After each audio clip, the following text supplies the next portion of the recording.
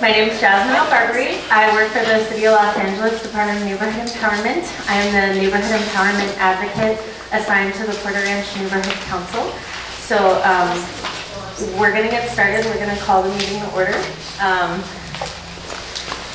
Because the Porter Ranch Neighborhood Council is technically kind of a new board now. Elections usually happen every 2 years. And although there was an election scheduled for June, when there aren't enough seats to make it a contest, new incoming board members are affirmed rather than elected. And so the new board starts its term now. Although with this board, it's a bit different as there are staggered terms. So some board members will be continuing on with us, and to the ones that are leaving us, we're very glad to have you. I'm getting ahead of myself on the agenda, so I will get to that in a minute, but just to call it to order. So shall we start with the Pledge of Allegiance? Right hand over your heart. Ready? Begin. I pledge allegiance to the flag of the United States of America and to the republic for which it stands, one nation, under God, indivisible, with liberty and justice for all.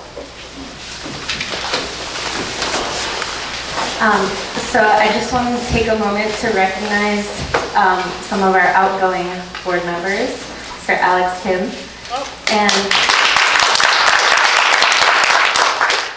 Mr. Andrew Crown as well, and Mr. Hassan Mamarian, who's currently out of town, but we are still grateful for all the great work he has done. And I just want to pass the mic to the board for any comments. I'll start with someone who's not changing.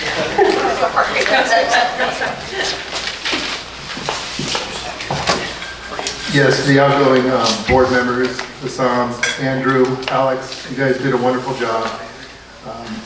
Andrew, you sure? One more term? But thank you for your service. Yeah, I just wanted to say that, you know, it's been nice working with you guys, and, you know, we hope that you still are going to be around a little bit, maybe on committees and things, so we can continue some of the things that we may have started. And we will carry the torch, but I just want to let you know it was a pleasure.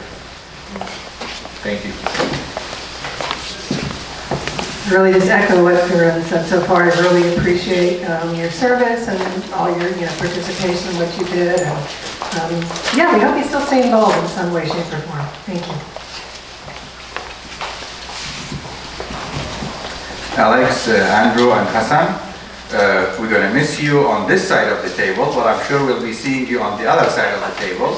And we're looking forward to your continued contribution through the committees, and you know, you're a foundation for PRNC and you'll remain as such.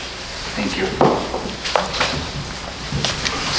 Alex, Andrew, Hassan, thank you for all you've done for the community. The community, I bet, appreciates it. We appreciate it.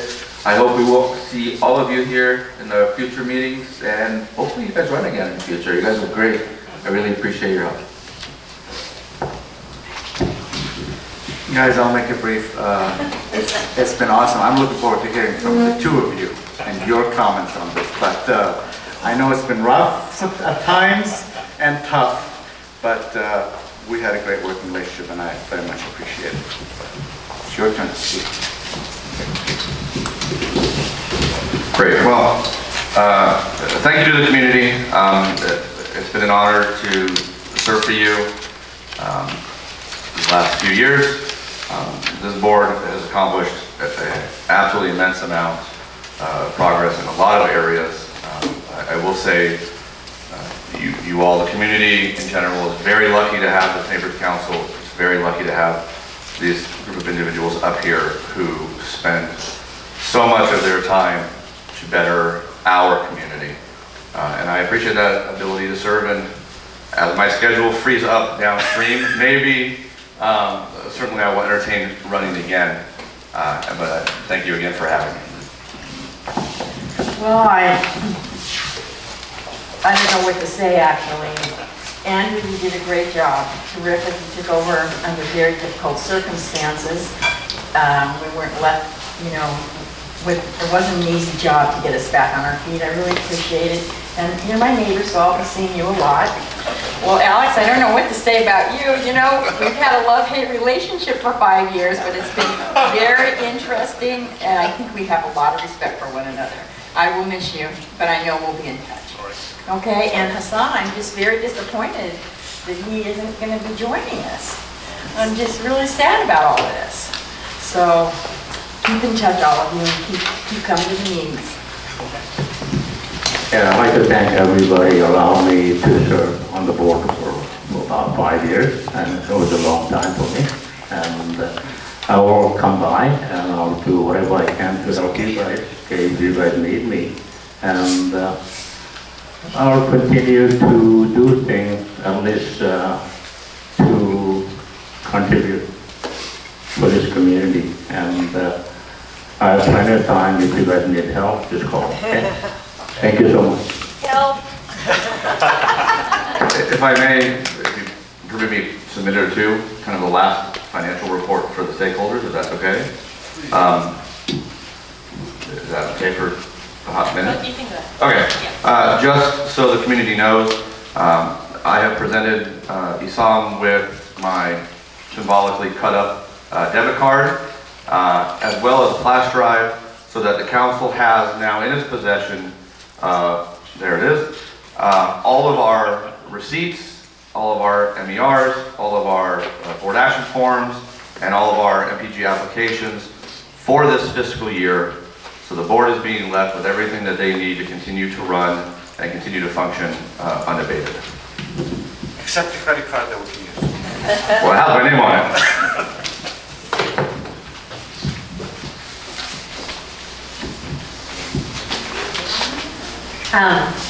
And I just want also to say a quick thank you to Andrew and Alex.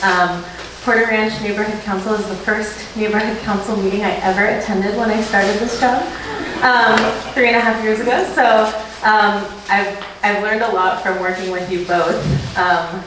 Also, you know, you haven't hesitated to let me know when I could be doing better sometimes. And I think at the time it was like, wow, but I think it made me more responsive and just better at my job. So thank you for helping me grow as well. And it's been a pleasure to work with you. And I will miss working with you, but I know and hope I will see you in the audience. So thank you very much again.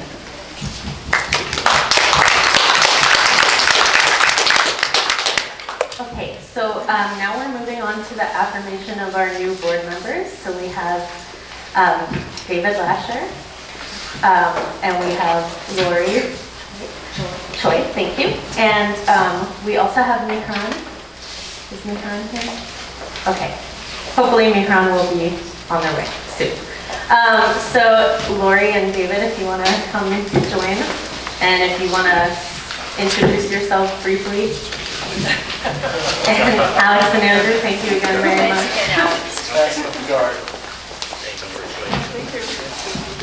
Congratulations.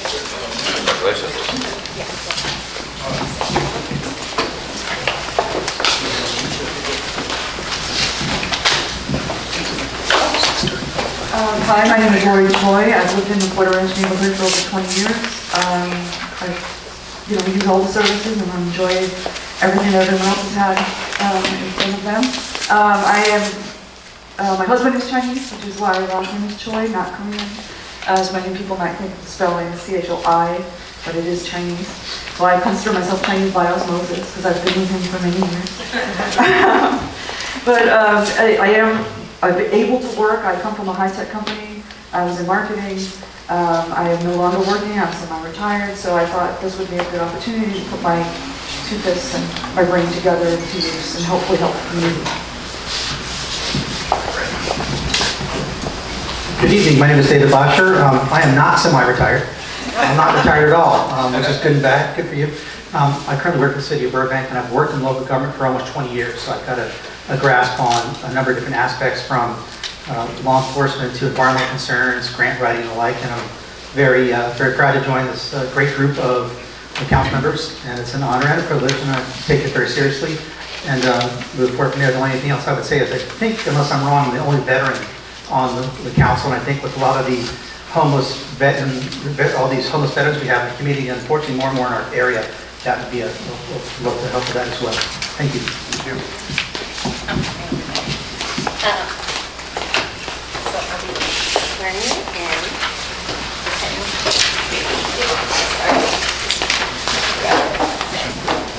Hold on, let's take a picture. Oh, that's on this one. Yes. Thank you. Yes. You want to just raise your right hand? And we can all just do it together. Okay. I pledge to represent my neighborhood with dignity, integrity, and pride. I will encourage other points of view, even when they differ from my own. I will respect, value, and consider everyone's opinion. I will find the good in my neighborhood and praise it and promote it. To my neighbors and to neighborhoods throughout the city of Los Angeles, I pledge to do this to the best of my ability. Thank you. Welcome to the board. And also, I just want to note that both Lori and David have sent me all of their certifications, their ethics certification, funding certification, and code of conduct, so they are fully compliant and ready to vote.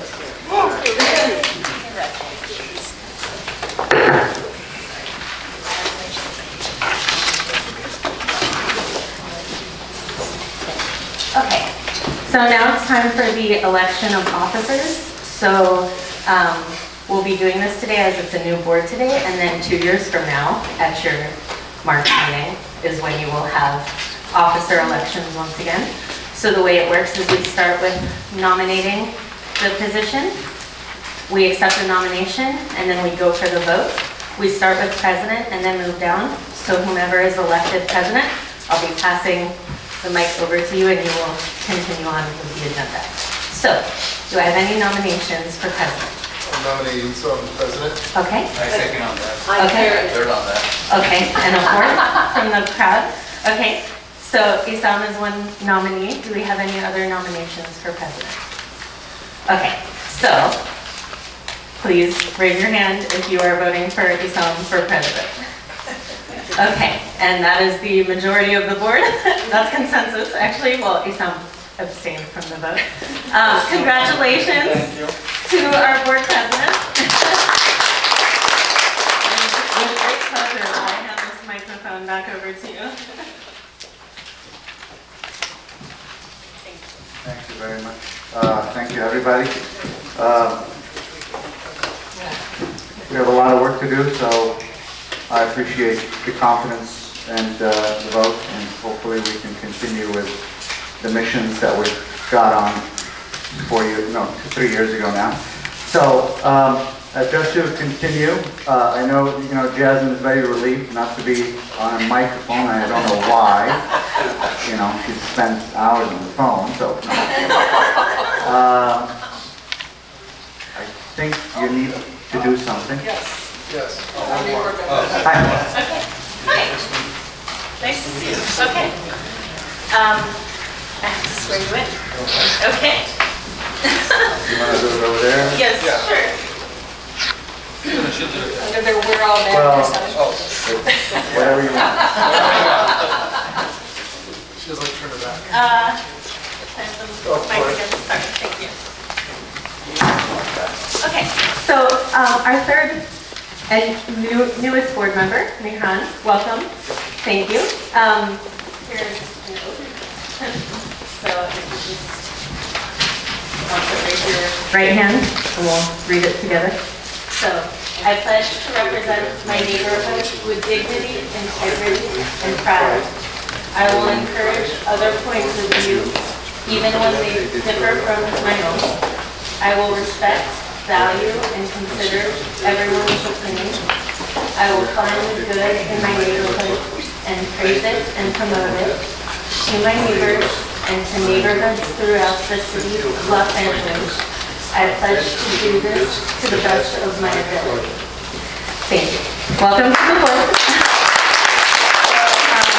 I would also like to note that Mihran also sent me all of his code of conduct, ethics, and funding certifications, so he's also fully compliant and ready to vote.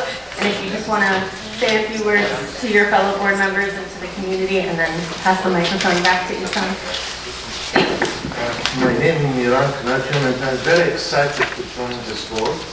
I've been neighbor of the Porter Ranch for a very long time, and I'm very much looking to be your voice and prepare all the concerns and find all the solutions. Thank you.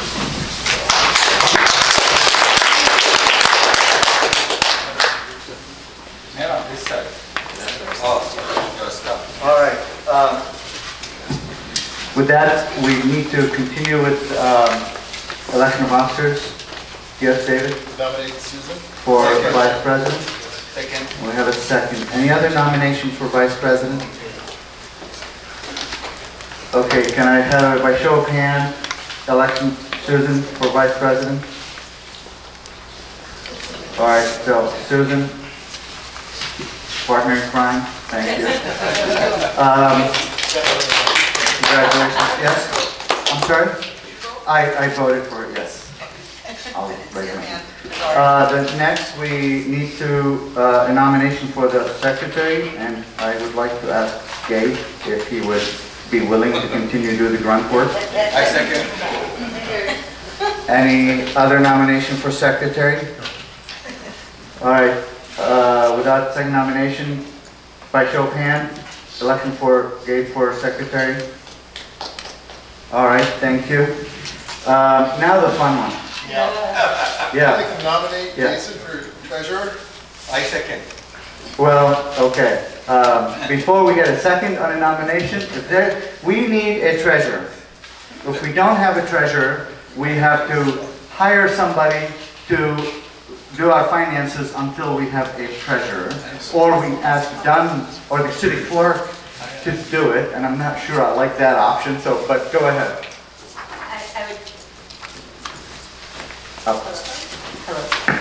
yeah. Okay, I just wanted to let the future treasurer know there's plenty of training and there's a handbook, and we will help you, the city clerk's office will help you through the process. So it's not, it is a very difficult job that takes a lot of time and effort, but you will not be alone and flailing in the wind. We're here to help.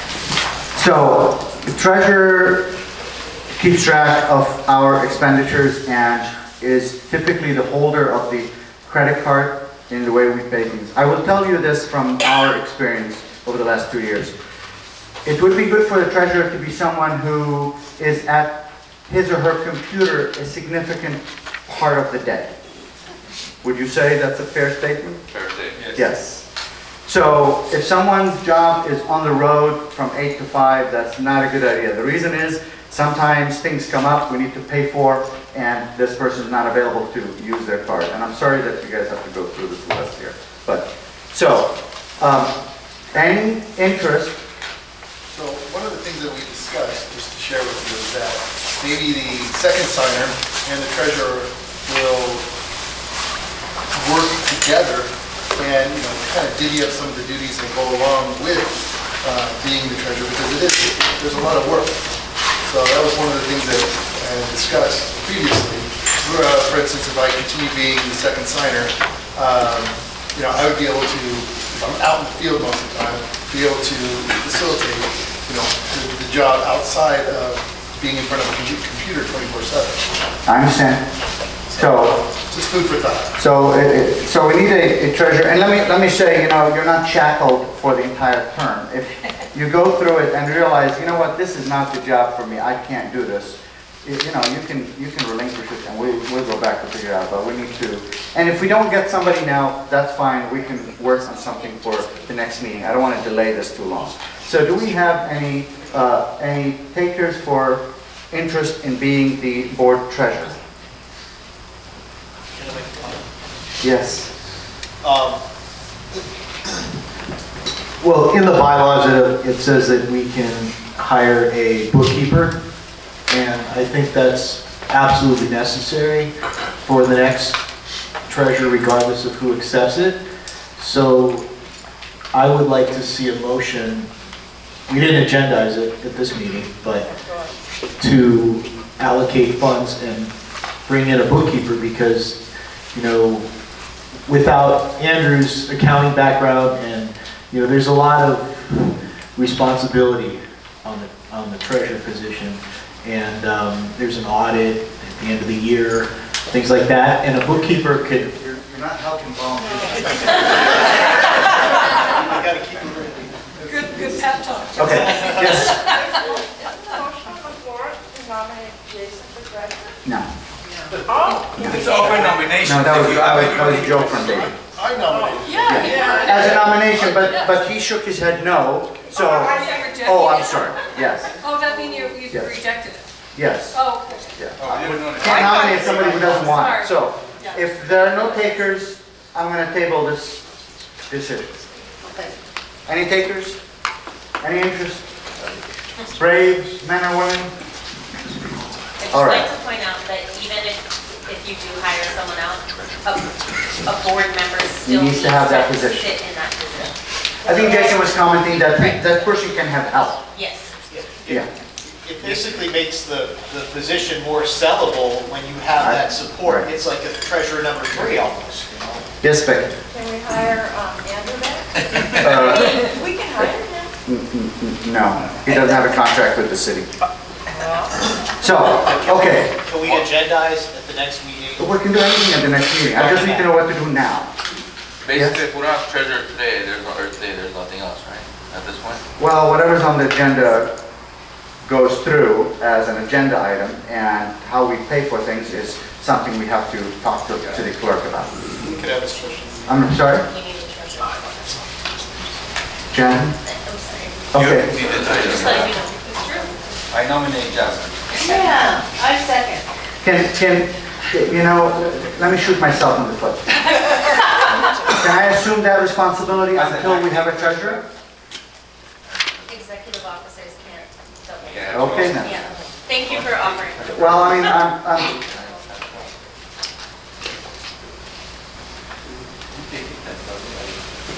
Don't look at me, I don't even attract much.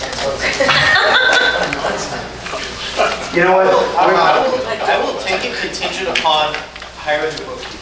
Okay, well. All right, so, would you like to repeat the nomination, David? Yes. I will, I'd like to nominate Jason Hector as our treasurer, as long as we move forward with a bookkeeper, and the signer to assist him as well. Okay. Do I have a second? Okay. Any other takers? All right, show of hand for Jason, treasurer. All right, Jason, congratulations. Last one. Sure. No, I understand. Take one for the board, okay? I understand. And then the last one is the second signer. Second signer is sort of a backup signer to the treasurer to make sure we have double signatures on expenditure items. So, do I have a nomination? I nominate, yeah. Second. Balin? Yes. Done. All right, second. Second. Any other nominations? All right, show of hands for second signer, David Balin. All right, we are done with the officers' election. Thank you, everybody. With that, I'm going to ask for a roll call. Mr. Secretary?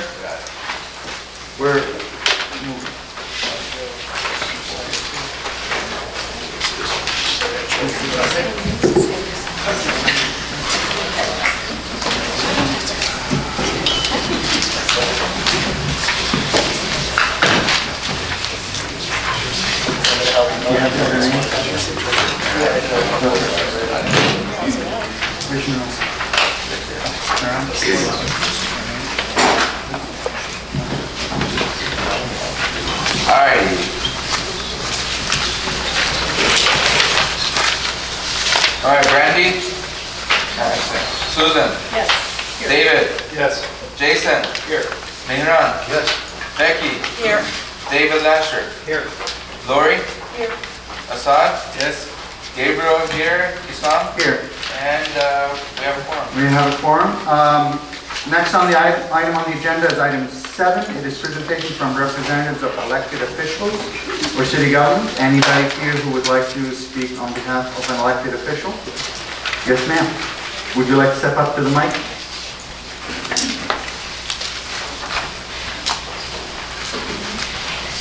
Hello everybody, I'm Justice. Is this on? You know, it is on, but the volume I think is not. Okay, I can be louder. Hi everybody, I'm Jessie Strobel. I'm Deputy Chief of Staff for Councilmember Greg Smith. I just have a couple of updates for you really quickly. First, I wanted to thank everyone who took the time to attend our ribbon cutting at Porter Ridge Park. Thought it was a really successful ribbon cutting event, especially for new playground equipment. Those usually don't have a turnout, so it was really nice to see a nice group of people. And then we will also, in a couple of months, be doing another one of those ribbon cuttings. Our office did fund playground renovations and upgrades again at Wilbur Tampa Park, so we will be doing another one of those. Be on the lookout for that invitation. In council last Friday, the City Council voted to approve an ordinance that authorizes DWP to disconnect utility service to unlicensed cannabis operators to their locations. If they need a letter from either LAPD or the Department of Cannabis Regulation to be able to do so. And since this is a public health and safety issue, there was an urgency clause within that ordinance, so this does take effect tomorrow. So if there are any businesses that you are aware of that are operating illegally, please let your senior lead officer know, let our office with our public safety deputy know. We have sound. Yeah.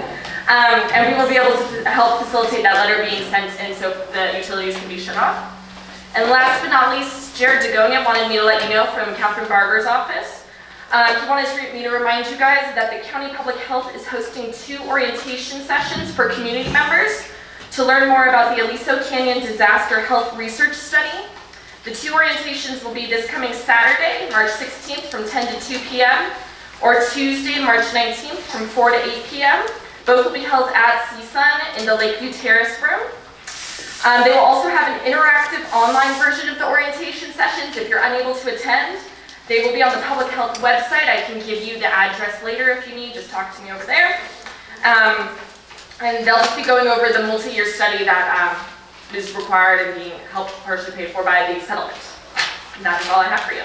Yes. You want to talk about the format that it's not a 4-hour presentation, it's just... Jerry just asked me to remind you of the thing. I don't know what's happening there. So he did not tell me what it's going to look like or anything. He just, since he couldn't attend today, he asked me to remind you. My understanding is that you can come and ask questions and get a lot of information, but you don't have to be there the whole 4 hours. That would be ideal. So I hope that's correct. Thank you, Jessica. Thank you all.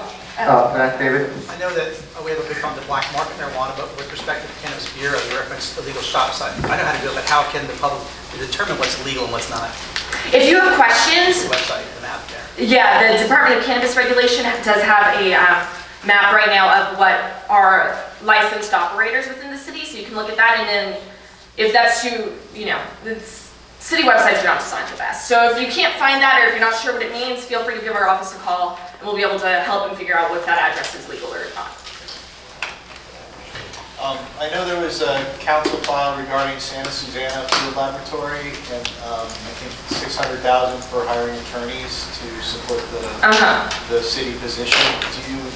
I don't know where that stands right now. I'm sorry. I didn't look at that recently. I'm sorry. Thank you. Thank you, Jessica. Would you like to? Sure. Hello, everyone. Hello. I'm Senior Lead Officer Danny Delavalle from the Los Angeles Police Department. I cover the area of Porter Ranch and Chatsworth. First of all, I want to go ahead and give you the update for Devonshire Division. We're going to have a new captain that's in charge of, yes, Captain Liam is on his way out. And yes, he's on his way out, and we're getting Captain Katie Burns. So she's a returning captain. She was before in charge of patrol. Now she's actually going to be in charge of all of Devonshire. So that's. Where is Liam going? He's going downtown, going to legal affairs, I believe. So he'll be working downtown. But that's good. I'll be brief because I know you have a lot to cover. Overall, crime is down for Devonshire. Devonshire is currently 5th in the city at crime reduction. So out of 21 divisions, we're 5th. So that's great, that's awesome. Hard to believe we're running these numbers so well. I believe we're 3rd in the valley for crime reduction, but 5th in the whole LAPD regime there. For our area, we're down about -23% for our area overall, which is great. Coming events that we have going on. And I left some flyers out on the table over here in the front on Devonshire. Actually, the Valley Bureau is having a town hall, which is welcoming everyone to visit. You have concerns, want to know about certain issues that are going on within the city, the valley, and like I say, the whole city. Please come down. It's going to be at 6844 Oakdale Avenue, and that's March 27th, 6 p.m. to 8 p.m. Again, that's not in Devonshire Division, but it is for the whole valley. And they're asking us to put it out there. And like I say, concerns regarding homeless, just overall issues. They welcome the questions, so bring them on. Okay, March 28th. We have an organization that supports us, VST, Volunteer Surveillance Team. They're having a fundraiser at the CPK in the Northridge Mall, and that's going to be for lunch, dinner, or takeout. I left a flyer also up front. You have to present the flyer to CPK, and they will take 20% of the bill, and they will donate it towards us. So it's not going out of your pocket, it's actually what's part of your bill, they're going to donate. So it's pretty cool. If you could, like I say, support that group. They assist us with actually conducting surveillance out within our communities, our areas. They're out helping us bring down the crime. And that's like I say, a little fundraiser that they're doing on March 28th, I'm sorry, 28th. The flyers up front. Also, March 28th, I have my Basic Car Neighborhood Watch meeting at 9901 Mason, St. John Youth Church. Guest speaker is going to be the Chatsworth Postmaster, Clarissa Bagnot, and she's going to cover mail theft and mail security. So please come down. Like I say, she'll be our guest speaker, and we'll go ahead and cover overall crime within the area. And it's always good that we, like I say, get a different perspective on how they're talking about how to reduce crime with mail theft. Okay. Tip a Cop, April 11th, from 5 p.m. to 9 p.m. That's also at the Northridge Mall at the Claim Jumpers. That's for the Special Olympics. All the money that's raised for that does not go to LAPD. It goes straight to the Special Olympics program for the Special Olympians. And like I say, it's a worthwhile cause. If you're able to go out to dinner that night and go and support, please do. Again, that's April 11th. And later on, April 13th, at the Odyssey Restaurant, they're doing a Successful Aging Expo. So just something, good to put on your calendars. April 13th, that's a Saturday. It runs at 9 a.m. and goes to 2 in the afternoon. And apparently they're going to have a bunch of organizations and discuss aging and, how to better help our seniors. Also, the Solid Pancake Breakfast is going to be, it's in April the 27th. It's going to be at Devonshire Station, 8 o'clock to 11. We'll have a video arcade bus, a magician, Mr. Joey Magic, and then there'll be face painters and jumpers. And it's a good opportunity, again, to visit the station, the LAPD Devonshire Station. We're not doing the open house, but we're having that event in front of the park, in front of the station. And like I say, we'll have officers along that will actually go ahead and have pancakes with the community. So like I say, good mixer. Do you realize that all the activities revolve around food? Yes. That's the draw. If on a serious note, if I may ask you, because we send our e-blasts every week, it would be always great to get this information with whatever flyer is with it by email. That way we will not only put them on our calendar, but also put them out in the e-blast every week when that event is that following week. So that would be great. Yeah. We already put the one, which one did we put that you forwarded to me? Just have Mickey send them out. Yeah. I sent them to. Okay, and it is on our Devonshire app, and it does say the one for like CPK about bringing that, and it has a way of getting that. Yeah, no, and that's great. We just want to push it out to people so they see it. So that will do that. Thank you. All right. Any other? Yes, I just want to personally thank, I know it was you, Danny, but I want to thank the LAPD for something I personally witnessed. I think they were Lamborghinis, one yellow, one white, going up and down racing Cessnon. I was jogging and I saw them, and then I went out to run an errand in my car, and there was the LAPD, and they pulled over the yellow one, so thank you. Thank you. It does happen, they do catch those people speeding. And that's been, the issues, and we've been trying to work on it, and thank you for noticing that. Yes. And it's an ongoing effort, and we'll keep pushing for that. Thank you. Any other board question? Counselor? Okay. The lady has a question for you. Yes, ma'am. I try to keep informed, read the news. Yeah, maybe there needs to be a site we can go to get information on police reports. Yeah, an online. Okay. There's to know what's going on within the area. There's actually a site called Crime Mapping. Crime Mapping. Yeah, Crime Mapping. It can tell you the different crimes that have been reported within the areas, and you can get that information. My question is, I haven't heard anything about you apprehending a person who murdered a person in Minnesota. Okay. Any update on that situation? Well, I can give you what's allowed for us to go ahead and put out for the communities, that there has not been an arrest. Right now, currently, RHD, Robbery Homicide Division from downtown, they're the ones that are doing the investigation. It's an ongoing investigation, so we really can't talk about it, but I hear that they're making some strides towards that.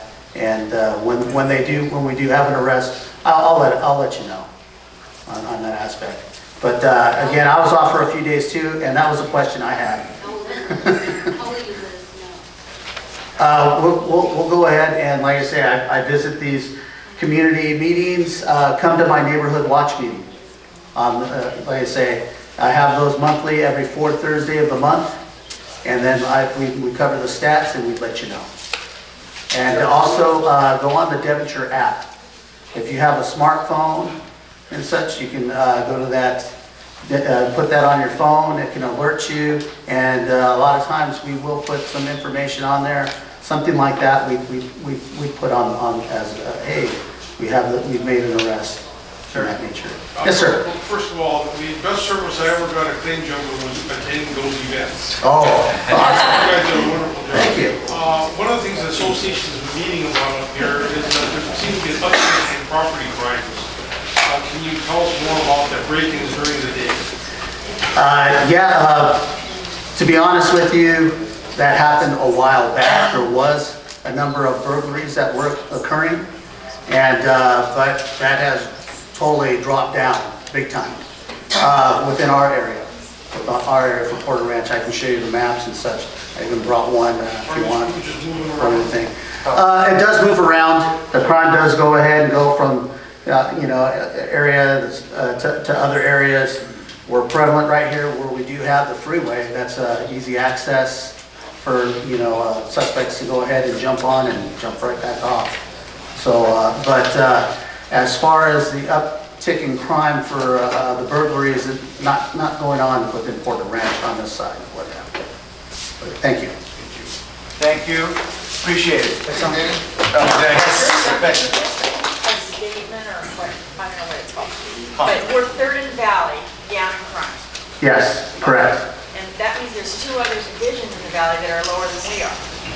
Yes, I did not hear what that was. But that's a good thing for the valley. Oh, heck yeah. It's a great. That's a great that thing. we're not like on Yeah. the top of the list for crime. And three divisions in the valley Yeah. are some of the. Are leading the city in crime reduction. That's awesome. Yeah. Thank you. And again, my neighborhood watch meeting, 9901 Mason Avenue, St. John Youth Church. It's our male inspector for the Chatsworth. Yeah.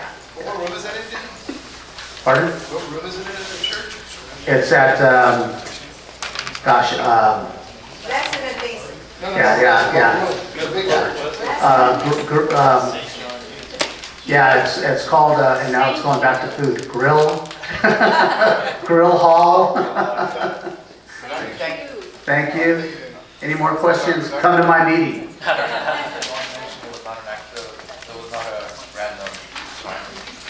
Yes, it wasn't, he's saying the homicides weren't a random crime. These individuals were kind of possibly known to the victims, but they just, what we're getting at is they just didn't show up to a home out of the blue to murder an innocent family. A couple of weeks ago. Well, you don't work that side. Oh, sorry. Okay. You have a good night. Thank you.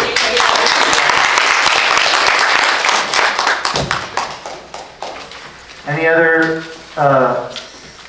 government representative? Yes, Ms. Alberberry. I'll just be super quick.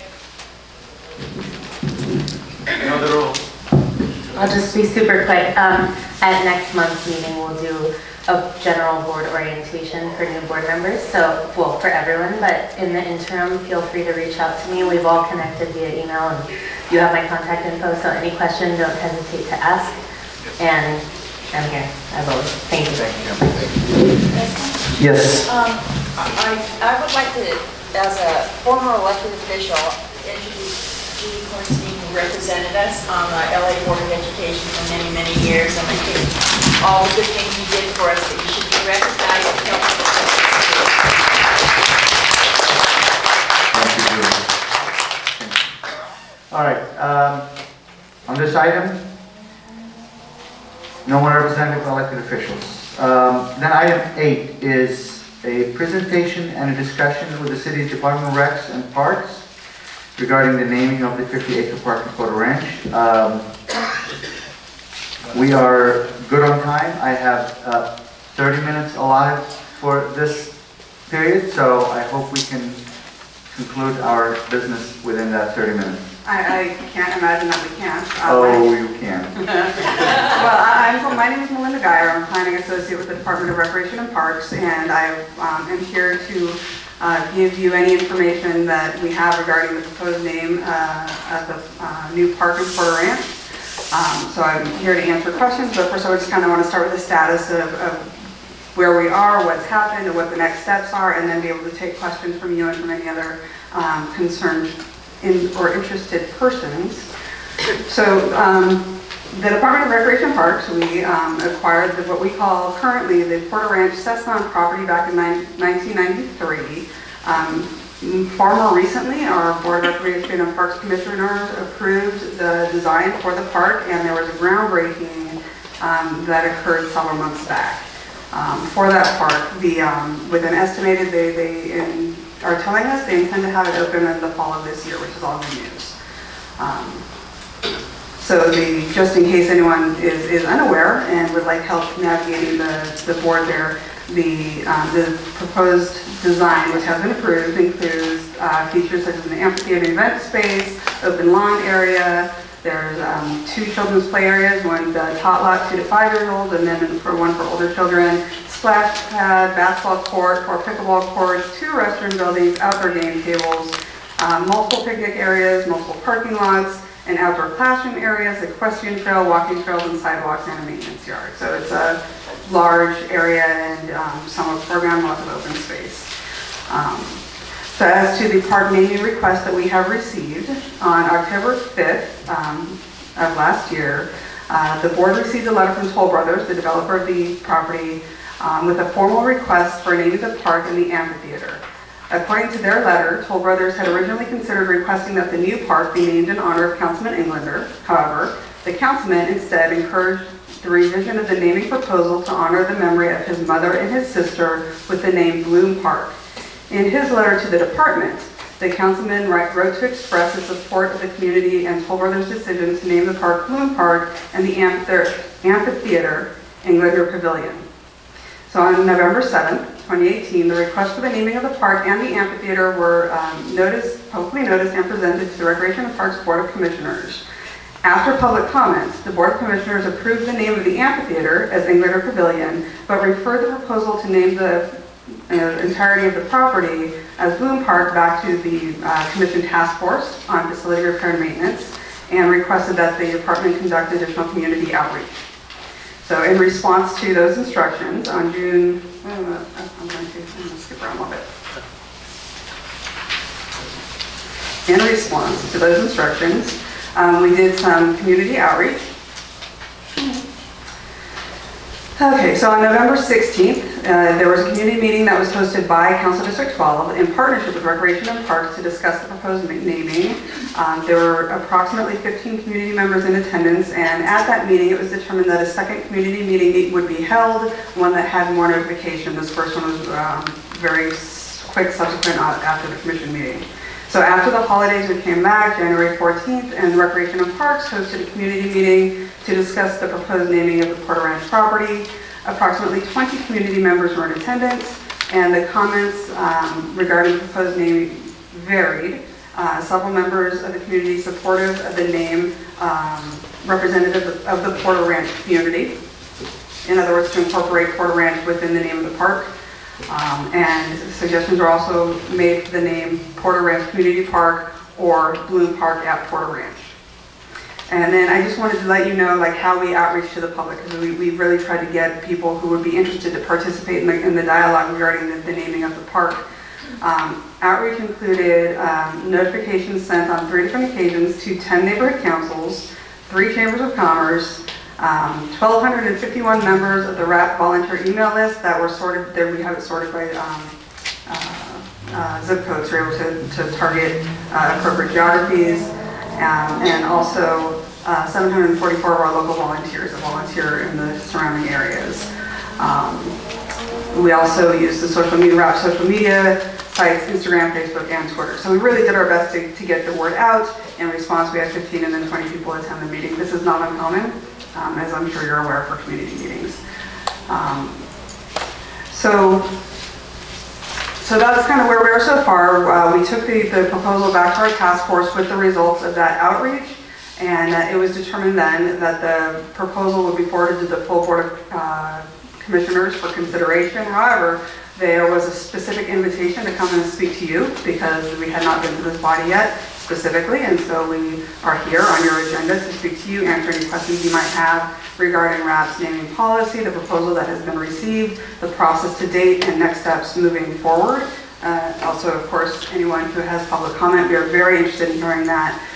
Any comments, participation that we receive today will be incorporated in a report back to our Board of Commissioners, and they will include that as part of their consideration process. So we are very happy to be here, and thank you for being so generous with your time on your agenda. I really, really do appreciate that. So now I would like to just take a few minutes to talk a little bit about the policy that is in place for the naming of parks. We do have an adopted naming policy. I have copies of it with me. I'm happy to distribute that or make them available on the table. It's a lengthy document, and so what I try to do is highlight some of the more salient points that are relevant to this conversation. So in our policy, there are some criteria for the naming of parks, some of which include the naming of parks after individuals shall be limited to those persons who are deceased and have made exceptional contributions to the park or community within which the park is located. The naming engenders a positive public image which does not unduly commercialize the park or recreational facility. The proposed name for the park or recreational facility and/or the contributor must be compatible with the mission of Recreation and Parks. Recreation and Parks reserves the right to limit the duration of a name that will be in place and/or in effect, and Recreation and Parks shall seek to inform the public with regard to the naming of a park in their community. That's our presence here. And then I thought it might be interesting also, since our mission is as part of our policy, I wanted to share our mission with you in case you are unaware of what the mission of Recreation and Parks is. This is kind of how we see ourselves, and it's something that we're rather proud of. Our mission is to enrich the lives of the residents of Los Angeles by providing safe, welcoming parks and recreation facilities and affordable, diverse recreation and human service activities for people of all ages to play, learn, contemplate, build community, and be good stewards of our environment. Our vision is to provide affordable recreational, physical, and cultural opportunities for all of Los Angeles residents with a focus on families, youth development, and building healthy communities. The programs and services offered by the department will provide excellent value and quality and emphasize the equitable distribution of resources throughout the city. We will offer these programs in safe, attractive, and well-maintained facilities that will reflect the public's needs and interests. Our motto is that we build healthy communities through people's parks and programs. So when our Board of Commissioners considers whether or not a naming request should be approved, disapproved, approved with conditions, or modified, these are the types of things that they keep in mind in addition to the comments and, of course, how the community responds to the proposal. So that is kind of where we are to date. I did want to make one small correction to some information that you may have already received. One of the points that our Board of Commissioners made was that when they consider the final report recommending that they wanted the meeting to be as geographically close to this community as possible, so everyone who is interested in participating in that meeting would find it perhaps more convenient to do so because we do move our meetings throughout the city. The city is very large geography. So that meeting had been scheduled for next week, March 20th. However, that happened to conflict with the state annual Parks and Recreation convention, whatever the conference, and so much of our executive staff is not going to be there. So in deference to the importance of this particular item, they swapped the meetings. So the meeting that will be held in Granada Hill will also actually be 2 weeks subsequent on April 3rd. And so I want to personally invite you and the community and anyone who is interested in participating to join us on April 3rd at the meeting in Granada Hills. Thank you very much. I appreciate it. Let me just let me try to MC this, if you don't mind, for a second. First, I want to say I think you know that the board had taken a motion 2 meetings ago, or the last meeting, about our recommendation for the naming, and we have a motion afterwards because we didn't understand the procedure well about a letter, so we're gonna have a motion about that afterwards. However, our job is to facilitate the different perspectives and opinions about this. So if you don't mind, I'm going to ask the board if they have any questions for you, and then open it to the floor for comments or questions or what recommendation they want. But before I do that, I would also like to thank the RAP staff and commissioners who's here. If you don't mind, can you stand up so people know a lot of people came to this meeting from the department. So I'd like to, please, commissioners, please. Thank you very much. Thank you for being here, and I know it's a lot of rain on your time, so we very much appreciate it. This is important to us, and we can see it's important to you as well, so we appreciate it. Thank you. And if you want to say, just before we open up. It's a great thing that you just did, and I think it would be even greater if we could know their names. Yeah. Can you introduce those? Sure. Yes, I'd be happy to. I know we've all worked together over the years at one point or another, right? So tonight we have Ramon Barajas, who's actually our assistant general manager, and we have Charles Singer here, one of our superintendents, and forgive me? Thurman Calloway, principal. And 2 of our Recreation and Parks Commission members. Again, very important that they hear what everyone has to say. And also our public relations outreach staff is here as well, who was very responsible for all of the wonderful outreach that I described in the report. That was their unit. So, and I just want to say that we will be here through your break. So after your motion, and just to be able to answer any other questions that might come up. Thank you. Board members, if we can have quick questions so we can give more time to the floor. Jason's got some stuff. So Well, I'd like to hear from the community. But thank you for mentioning the motion that we have afterwards, but also it comes as a bit of a surprise regarding the pavilion, but my understanding after reading is that evaluating park asset naming so that the guidelines should apply to the pavilion as well, is my understanding from the way this reads. No, there's a, we call it, the threshold is different for an asset located in either a feature, we call it a feature within a park, like a playground or a trail or some other components, rather than an asset talking about a park in its entirety. A part of the policy that is described as for a park in its entirety. Okay, yeah, because we wasn't aware of any. Gabe? I got two quick questions. Number one, how many council members have their names on parks currently? And part two, what are you going to do to keep the parks safe so it won't turn into a big homeless camp? For safety, I will ask. As to the number of parks that are named, there are a few, but I don't have them off the top of my head. I will give you my card and I'm happy to respond to that information. For safety, we work with LAPD. They're right now the department that enforces our safety at the park. So we're also growing our ranger program. For the last 3-4 years, Michael Shore, general manager, has been increasing our ranger program. But that does take time because they go through the same training as LAPD, which the academy takes about almost a year. So slowly we are growing our rangers and we're relying on LAPD.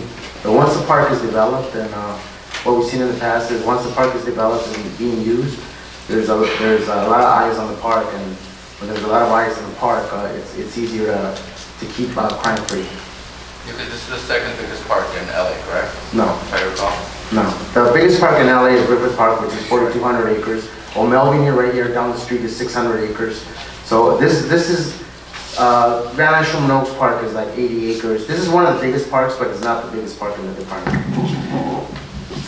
But I can tell you for this community, the parks that we have are all open. You can stand anywhere at the park and see the entire park in front of you. This will be different. This will be unique. There's concerns about, you know, how is this going to be policed on the inside at night? We talked about last time about parks being closed at sunset and all that, but the reality of it is that's not happening. So there are concerns about this park is bigger than what we're used to, and we're worried about what activities are going to happen at night when no one's there. Yeah, well, you're right about the park will have hours of operation. It'll probably be a sunrise to sunset park. You know, there's different rules that come with parks too.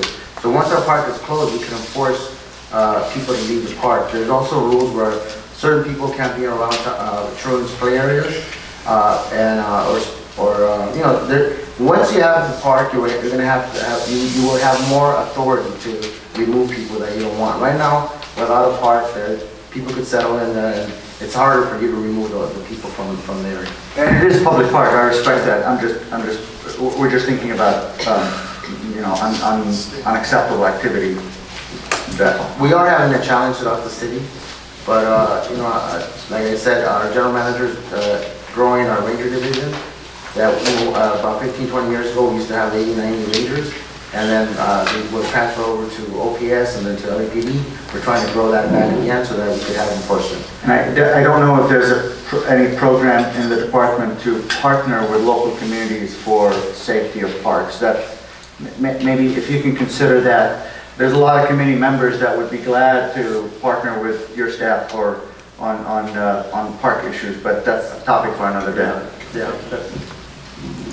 I think again it's a great point, and one of the things that I would like to know is with the park, with the shopping center, and with all of the new development in Porter Ranch, how many new police officers did we get to patrol our area?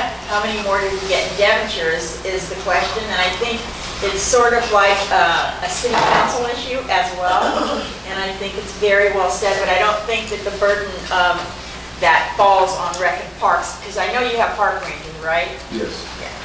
Yeah, but I think that's something I'll kind of go ahead and go off that. Actually, we do. They're limited. They rely with LAPD for enforcement quite a bit. I love hearing, and I just say you mentioned the signs, once all that's posted, then we can go ahead and it's more easier to enforce those laws and such.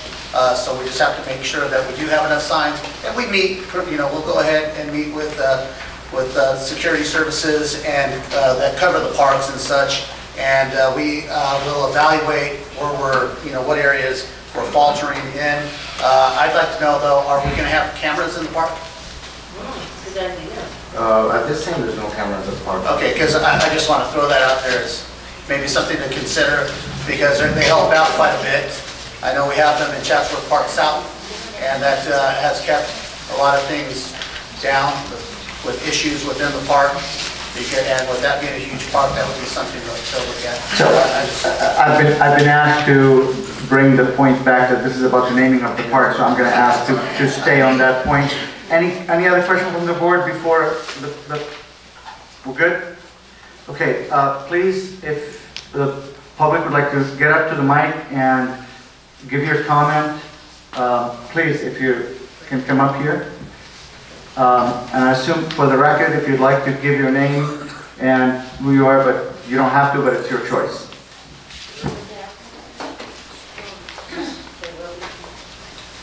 Good evening, Council and general community. My name is Raymond Salas, and I'm with the Fernandino Tataviam Band of Mission Indians. We are the Fernandino Tataviam Band of Mission Indians. I have a flyer right over there that illustrates our tribe and has some highlights about it. Lucy, if you wouldn't mind passing one of those out to each and every member here, that'd be great. The short of it is we're the tribe that's native to San Fernando, Santa Clarita, and Antelope Valley. We're the first people, the First Nation. My ancestors inhabited this area. Not too far from here was one village, not too far was another. It's called Achimoinga, and it's called Tapu. So the reason why I'm here today and the reason why I'm addressing you is with regard to the naming of this park. We as a tribe purpose to celebrate modern times, historical times. We purpose to educate, to bring forward what was the history here and throughout the San Fernando, Santa Clarita, and Antelope valleys. And of course to celebrate heritage and culture, to preserve historical integrity. So I appreciate the opportunity to address this council here and the general community. Essentially what we'd like to propose is to perhaps get on your agenda and come with some more information, really share with you the history, and we'd like to make a recommendation for the name of the park. It's one of our tribal captains from days of old was named Rogelio Rocha. This is nothing new to the tribe. We have had our hand in a lot of the naming that has taken place. Cities like Pacoima, Tahunga, Topanga, these are all these stem from our language and our heritage. Even Encino was a name that was given by the Spanish to describe the area that we were in. So we have a lot of history to offer, a lot of culture, a lot of heritage. And I think it does well for a community to give consideration to history and to educate their community and say, hey, look, once upon a time, and even till today, they were here and they're still here. They exist.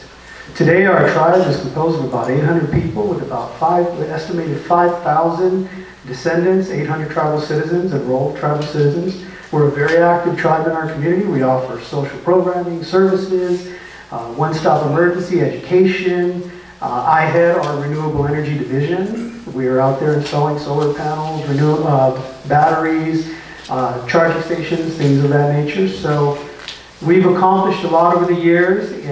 We are a state-recognized tribe, and we look forward to working with you to celebrate today and, of course, history.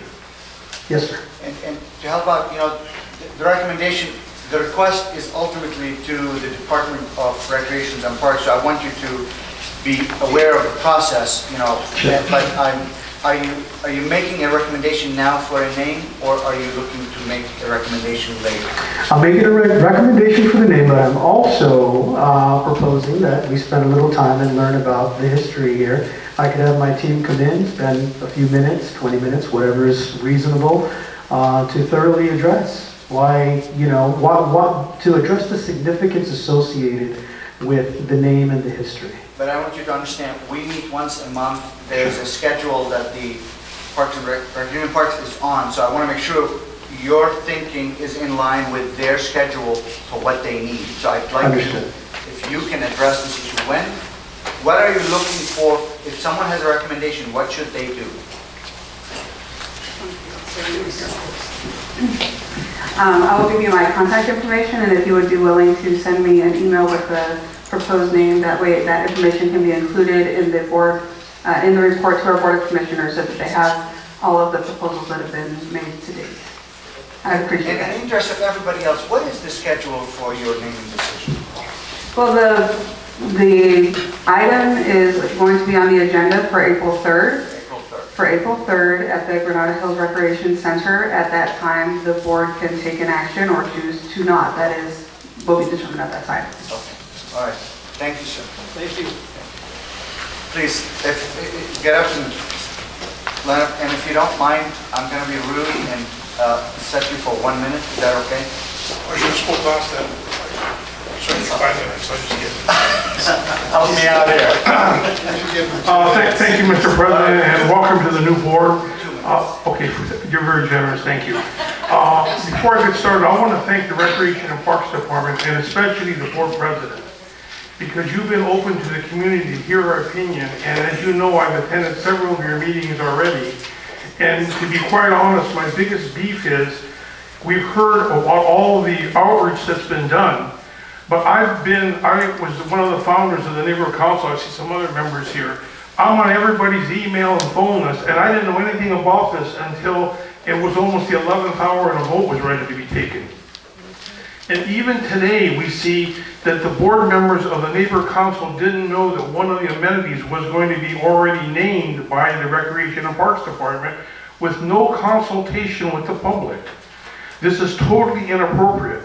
Then I recently learned that the interim council member has a motion to move forward the name Bloom Park, doing an end run around the community, and I think it's inappropriate for 2 reasons. Number one, I don't believe that an interim council member should be making a decision for the public without first coming here and hearing what we have to say about this. But the main thing is, it's in violation of the policies and procedures of the department. All we're asking for, and again, we've asked to commemorate the rich history of this area, and now we're learning now the Native Americans want to come up with a name which I feel is very appropriate for this community. But why weren't they contacted? This goes to what I'm saying is that we hear all this wonderful outreach, but it's not getting to the appropriate people who should be heard if this is going to be a neighborhood park. So all I'm asking for, and then so when I was at the February 6th meeting, I spoke before the Recreation and Parks Commission and said that I was shocked and dismayed that this neighborhood council had never had a representative of the, I'm going to speed up here, Recreation and Parks Department. We should have someone come down here for a meeting to tell the public what's going on and give us another 60 days for the public to respond. And I do appreciate the fact that you have come down here, but now to hear right around the corner is going to be this meeting in Granada Hills. So we, again, we need more time. Thank you. Thank you. Yeah. Hi, my name is Mel Mitchell. I know a lot of you on the board, and it's kind of nice to be back. I'm here in support of the original name that Toll Brothers recommended, the Bloom Park. And I have a long history working on this park, and so does Becky Levesque. We were on the committee together that actually worked with, at that point, Chappelle, and then it's become Toll Brothers who owns the property. You can name it after me, I will know. We attended meetings 15 years ago, started attending meetings when we talked about the school and we talked about the park. And at every one of those meetings, Mitchell England attended. He was very vested in this park and what it would do for the community.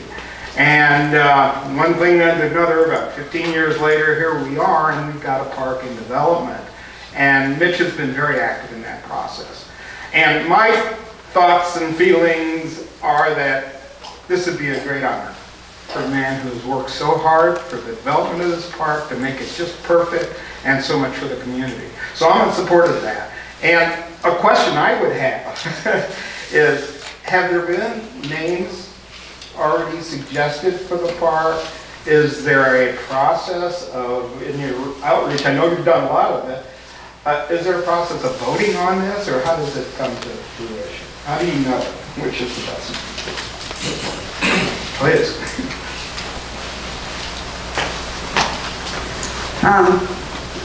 Generally, well, there's two things that happen. One is like when a property is acquired, it will be given a temporary, we would call it an administrative name, just so we can, as a department, can keep track of it. Which is why it's currently the Porter Ranch Cessna property. You know, that's just what it, if you look on the books, that's what it's called. But to have a park formally named is generally in response to a request. So this process that is happening now is in response to a formal request that was made by Toll Brothers. That is how this particular process started, and that's generally the way of it. In brief, because I failed to mention, and I had it ready to go, there was a motion put forward by Councilmember Smith, and his motion is encouraging a compromise name, which is Bloom Park at Porter Ranch.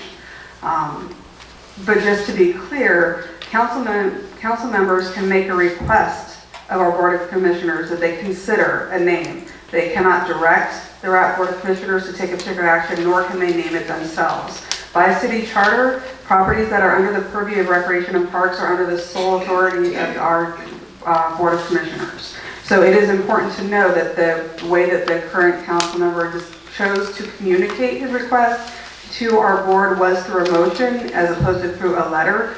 Both of those are in a situation like this, a method of communicating their desires. So if anyone is interested in the motion that was made, it is available in the council file. I have one copy with me if anyone would like to read it at the break. Have there been more names suggested? Only through this process. So there is a motion that the park be called Porter Ranch Community Park, and then also Bloom Park at Porter Ranch was a name that originally came up through the community process at the two previous meetings. Real quick, I got 10 seconds. There's a lot of Porter Ranch here in Porter Ranch. We're at the Porter Ranch Community School, here at the Porter Ranch Neighborhood Council. Vineyards at Porter Ranch is about to open, the Porter Ranch Town Center. So we've got a lot of Porter Ranch already. I think Bloom is very interesting and would capture some attention in the community. Any question? No, he's making a public comment to wrap. If you want to make a comment. Mark, can we please come up to the mic, please? I say we stick with Porter Ranch Park because it was George Porter that developed this land. He was first. Please come up to the mic. There are numerous parks in the area, but there is not a park with the name of Porter Ranch. That's actually incorrect. There's a Porter Ranch Park. Where? It's called Holly Burnson Park. They took the name. There's not a park. Let her tell us. Just my 2 seconds. Please, can you tell us which has the Porter Ranch name? Porter Ranch Park has the Porter Ranch name, and I have copies of a map. It's Rosita. It's right on the website is Holly Burnson Park.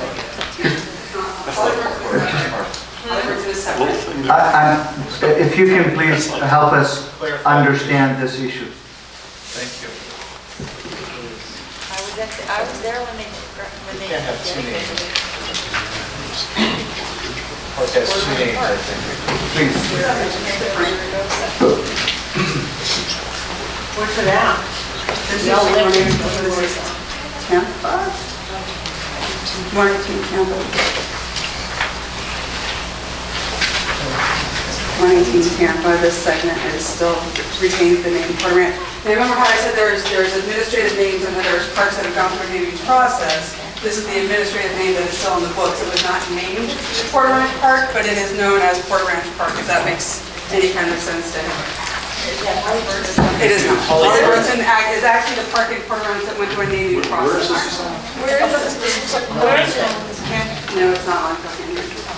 It's Holly Burnson Park, they're calling it Porter Ranch. Can I please clarify? Can I please clarify? What she's describing is south of the freeway. Yes. It is not even in our neighborhood council boundaries. Where is that?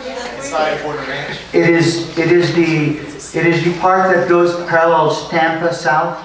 The one on the right-hand side, if you go in Tampa, there's an open park per se. It's not a developed park. It's not a developed park. It's part of the, if I may say, it's part of the storm drainage system. But I will leave it at that. But it is south of the 118. So, but anyway, I respect the fact that you're telling us that is officially called Porter Ranch. It is administratively named. Administratively. Got it. Okay. Okay. Okay. I appreciate the information. Please, the lady has been standing and waiting. I don't know if I'm correct or not, but you said flyers were sent out to the zip codes in this area about, I misunderstood you. Yeah, because I hadn't received, you said something about the area code. Yeah, I can clarify. Please. I just want to do the microphone so everyone can hear me. The outreach that was done was utilizing the Recreation and Parks volunteer database and also the,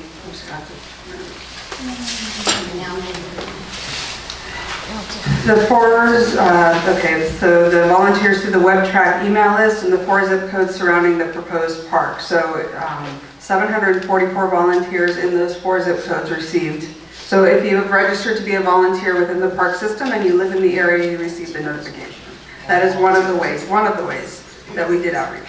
You know, if I may, on the outreach side, you have access to thousands of distribution lists by just contacting a neighborhood council. If you contact 3 neighborhood councils in the area that you're working to and ask them to put it out, our database is 4,000. Goes out in 1 email.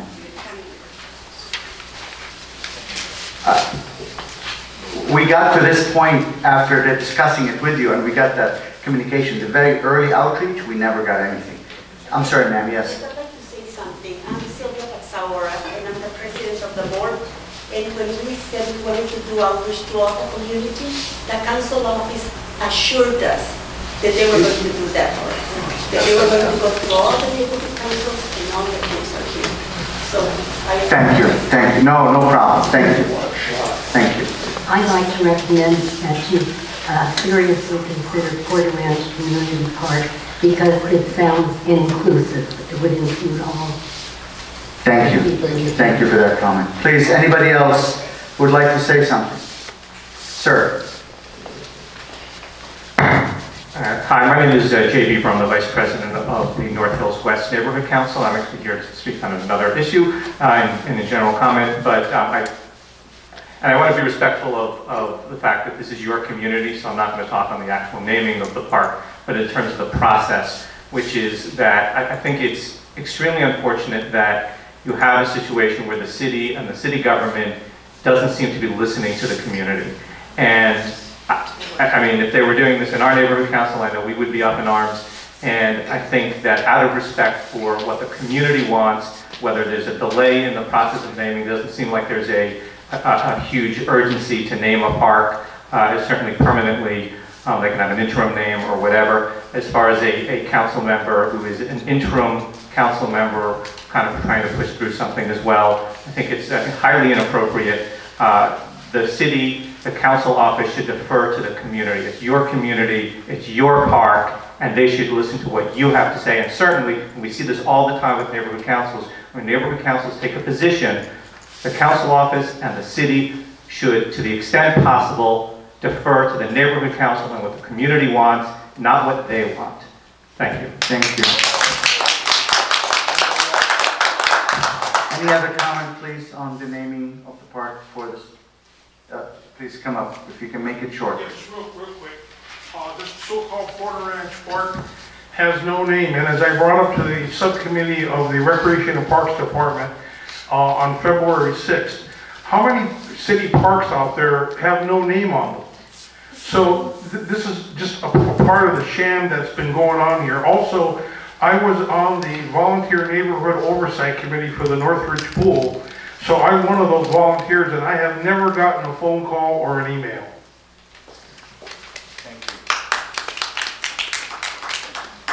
Okay, any other comment? Anything you would like us to know? Anything you would like us to do? I mean, I respect the public's right to say whatever they need to say and they feel to say, but from the neighborhood council also, I want to make sure that we do what we need to do to work with you, to work through the process and be respectful of the process. And we just want to make sure that we don't get blindsided by something we're not aware of. So anything we need to know, anything we need to do. Yes? I just want to assure you that everything that we have heard here today will be included in the record and will be communicated to our Board of Commissioners, 2/5 of which has made it their priority to be here tonight. So your voices are definitely heard. And I would encourage everyone who is able and has an interest to attend the April 3rd meeting.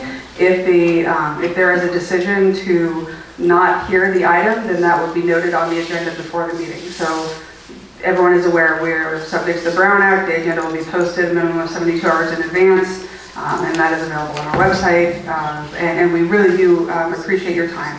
I am asked what time on April 3rd is the meeting? Our meetings are at 9:30 in the morning. 9:30 in the morning. Okay. Yes, ma'am, please. Yes, I'd like to say that we'll postpone the meeting. If we're gonna don't have it in 2 months. Thank you. Thank you very much. So, with that, if there's no further discussion on this item, I'd like to move to the next item, which is to clarify the procedural issue on. I just wanted to recognize all the Rex and Park staff and the commissioners who came to this meeting. As you can see, this is a very important issue, an issue that this board takes very seriously and the community takes very seriously, and the outreach has finally gotten better now, and I'm happy to see new faces here who have some interest in the name as well. And now that we all know the naming policy, the procedures, I think that we should have a lot more people attending the meetings, and we can get some good information back to the board before they make a decision. Thank you. Can I move, who's on the next item? That's for both of you? Yes. Yes, because it's relevant to this. Okay. So as we mentioned at the last meeting, we had a vote on the naming of the park, but it was just a motion. We did not prepare a letter. So the idea here is to formalize it in the letter based on the procedure that you have outlined for us. So, I wanted to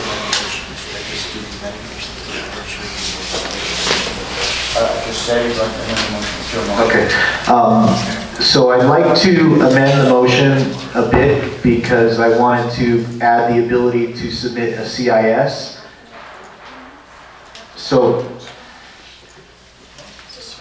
without objection? Just a second. Go ahead. I apologize. We had the presentation by the city.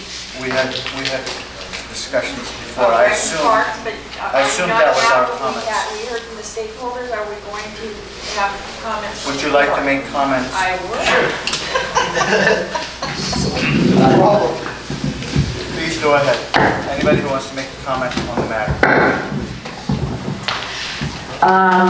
The gentleman here who handed these beautiful flyers out, thank you. I think that this park is a great opportunity for all of us to bring forth the history of Porter Ranch. We have Porter Ridge Park in Porter Ranch.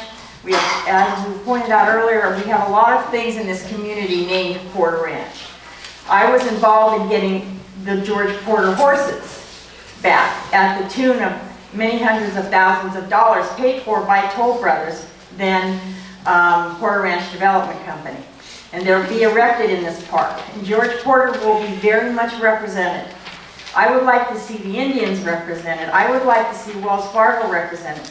I am in favor of the name Bloom Park and Porter Ranch because I think everything that's planted blooms.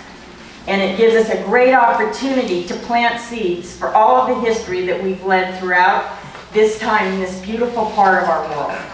And so for that reason, that park would never have been created because as Mel and I worked on the school, that was a result of the school. That park was never to be. Toll Brothers named it. They wanted a name. They paid for the park and they're turning it over to the city at no cost to the city except for maintenance.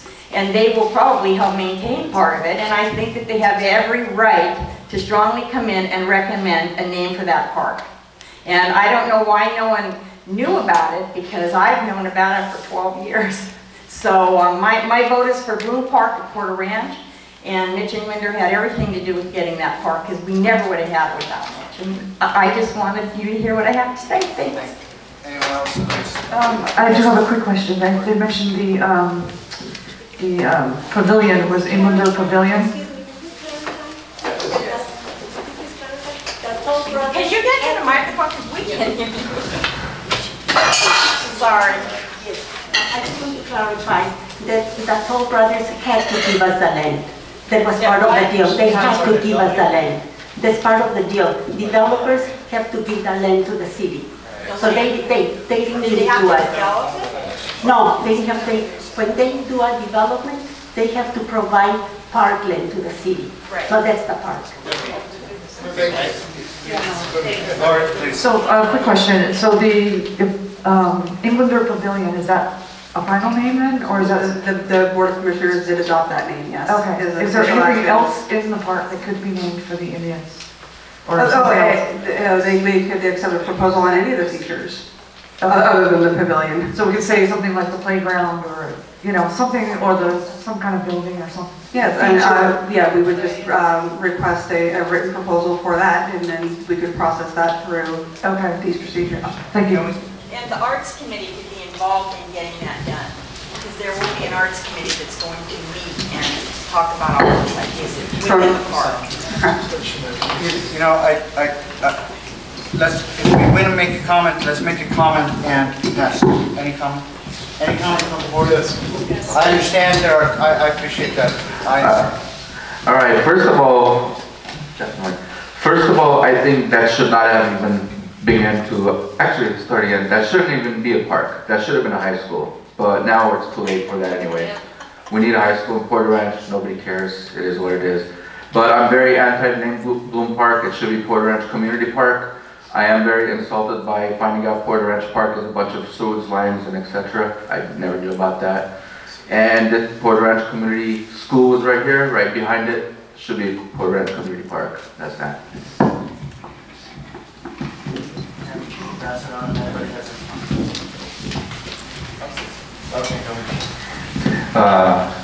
I just want to thank the City Department of Park and Recs for showing up here today and listening to the community and just teaching the board what we should do. And thank you for extending the time so that you allow the community to even better understand how the procedure, and hopefully you'll work with us so that we name the park appropriate. Thank you.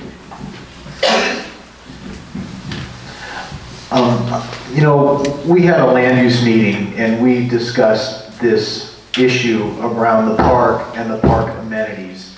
And we went through this naming criteria. And I don't agree with the interpretation that I'm sorry, I didn't get your name. Melinda. I don't agree with the interpretation that you're having from these guidelines, because the guidelines clearly say that Recs and Parks Commission has the authority for naming all park assets and also renaming park assets.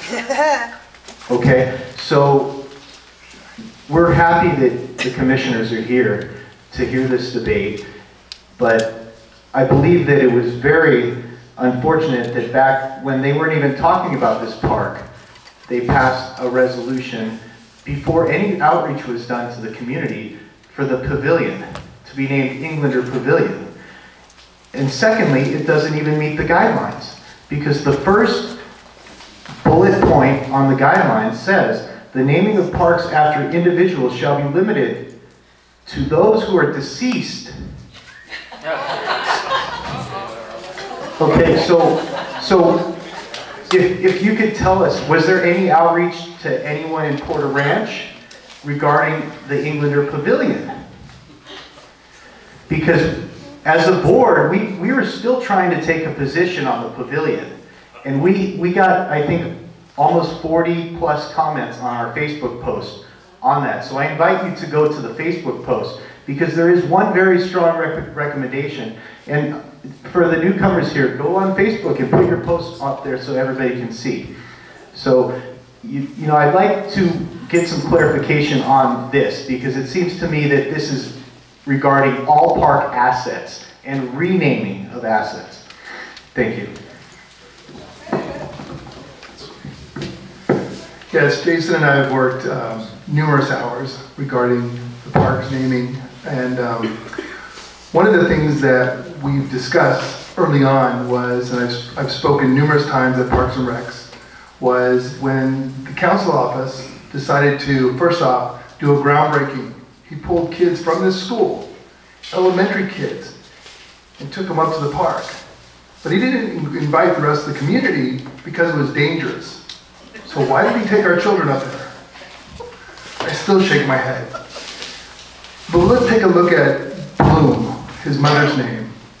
First off, this community wasn't even built back then, nor was his mother ever involved in this community. I'd like for everybody to like something named after their parents. I have no problem having a Bloom garden, but at the end of the day, this park should be named something that signifies this community. It could be named after the Indians. It could be named after the Porter brothers. There's a lot of names that we can come up with. And one of the things I've reached out numerous times to Parks and Recs and said, hey, let's come up with 5 names, reach out to the 4 local schools, and let the children decide. Let them be the ones who choose the name of the park and the pavilion. And whatever the children decide on, it's what they're going to play in. Long after we're gone, they'll cherish the name that they chose. Hi, I'm Susan. I'm glad you're going to postpone for 2 months this, because I really want to put a pause on this. I really want to learn more about the Indians and the background and talk about who was here first. No question, they were here first.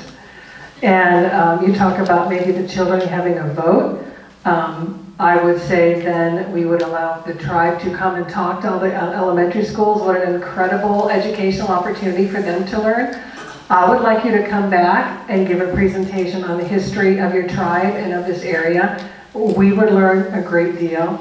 And so I really feel like we don't have enough information right now to make this decision.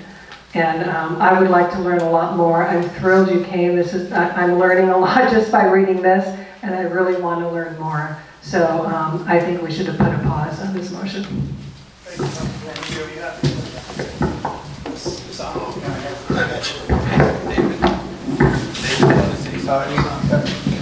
Yes, Dave. I'm sorry. I have to use the microphone or am I okay? Go ahead. I don't want to make a comment. So I know it's been worked on for months and even years prior to me sitting here for an hour.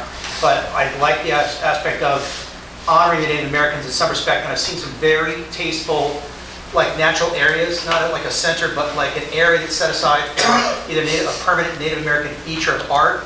I know your tribe had lands all the way through Santa Susana, and there's some protected sites within the Santa Susana within Bowens area that no one gets to see, and maybe some kind of incorporated feature should be considered as well. That's all I have to say. Thank you. All right. Any other public comment? We're good? Yes, sir. If I just can address some of the points very briefly here. Thank you all for the conversation, for your consideration. I certainly appreciate that. And to some of those points, we have done a variety of things. You go to Vasquez Rocks. It tells the history of the land. It tells of our people.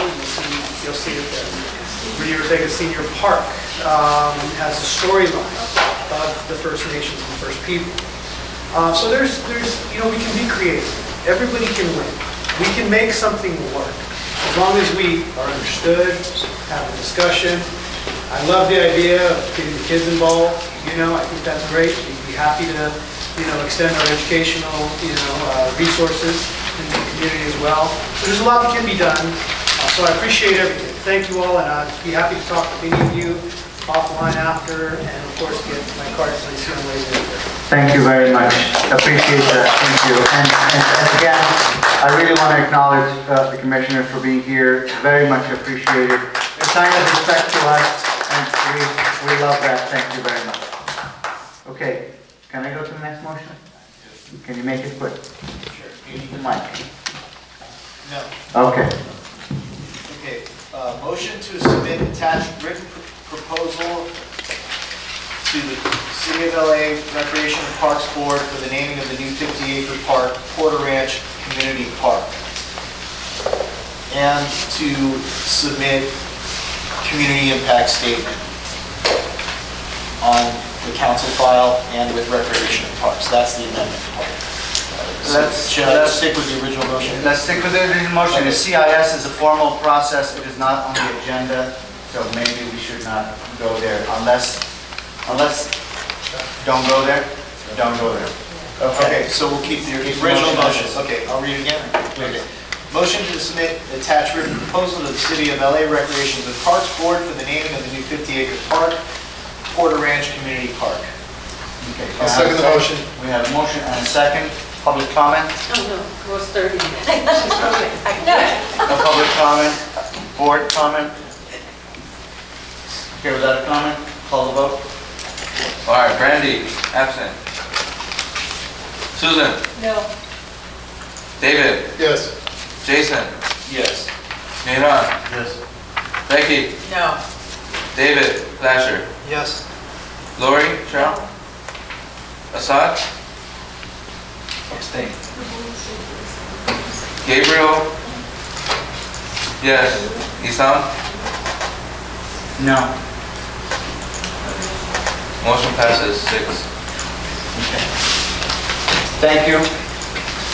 With that, it is very appropriate for us. I'm sorry. I just want to say if you do want to file a CIS next month, You got it. We couldn't amend it though to do this yet. what was the result? What was the vote? Yeah. What was the number? It was 6-3-6-3-1-1. 6 yeses. 6 yes, 3 no, 1 abstain, 1 recusal? One absence, sorry. Okay, with that, if we may take a 10-minute break, and it is top of the hour. We will start right back at 8:10. Thank you. All right, we're back in session.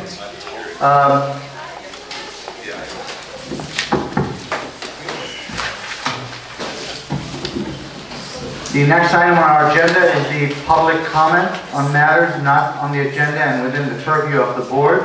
Anybody who gave me a card for the general public comment?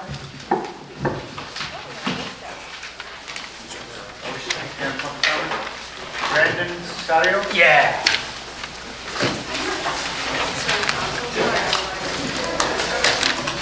Hello everyone, my name is Brandon Sario. I'm running for City Council, District 12. I'm not a politician, but I did run for State Senate in 2018. I was endorsed by the LA GOP, Howard Jarvis Taxpayers Association, and I did work for the Yes on 6 campaign because I think the government already takes too much of our money as it is. A number of years ago, my car was stolen on Christmas, and they found it in Box Canyon with a sledgehammer, some duct tape, a couple knives. Shortly after that, the single mother across the street had her door kicked in, and she moved out of District 12. She moved to the Pasadena area. And then shortly after that, there was a major Colombian drug ring that was busted just right around the corner from my house. And this had just all in my one neighborhood by Devonshire and Haskell. And in that time, the city council focused on banning plastic straws, banning fur. There's a sinkhole over on Reseda right now. And what's going on in the district with public safety, with the homeless crisis, it didn't happen overnight. It took years of neglect. And this issue won't be solved by the next chief of staff, the next city commissioner, the next this or next that. We need outsiders, we need fresh faces that actually will listen to people, that actually care about what's going on in our neighborhoods. When I ran for state senate, I went to, a lot of the district was over on the east side of the 405 freeway. And I went to neighborhood councils there, in Granada Hills, in Northridge, everywhere. And I only saw elected officials once at the neighborhood council, and that was right before the election. We need change. We need new people. I was born and raised here.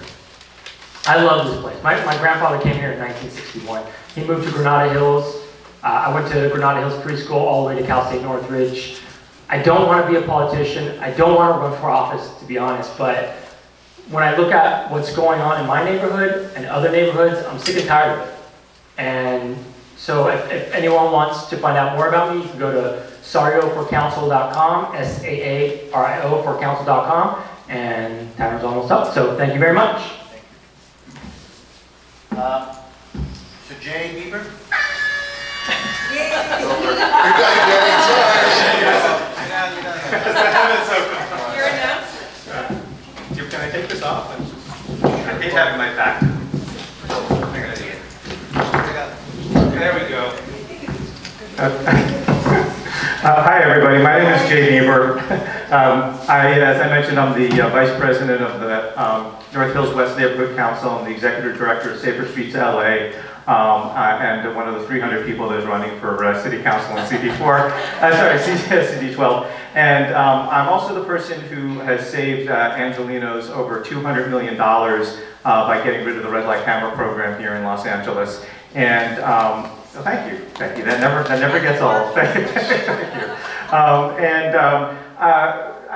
The reason that I'm running for this office is because I think we all know what the problems are here, whether it's the soul-crushing traffic that the city is hell-bent on making worse, or whether it is the homeless crisis that the city is only barely addressing. There are many, many, many more things that need to be done with this, and also change in state law, and the city just is just not doing the right thing with regards to this, because they see it as all one issue, and it's not. It's a number of issues, and we need to address this more appropriately.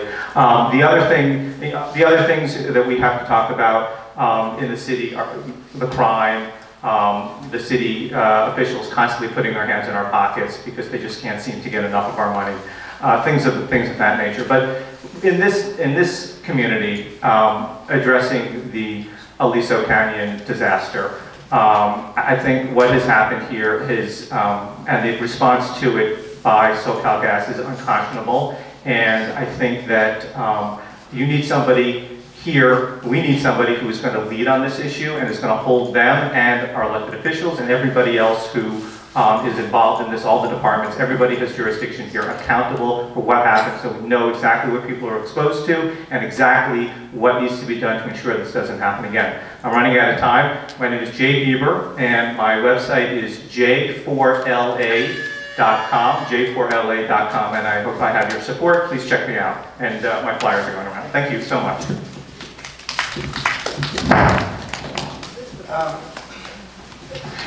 Any other public comment on item not on the agenda?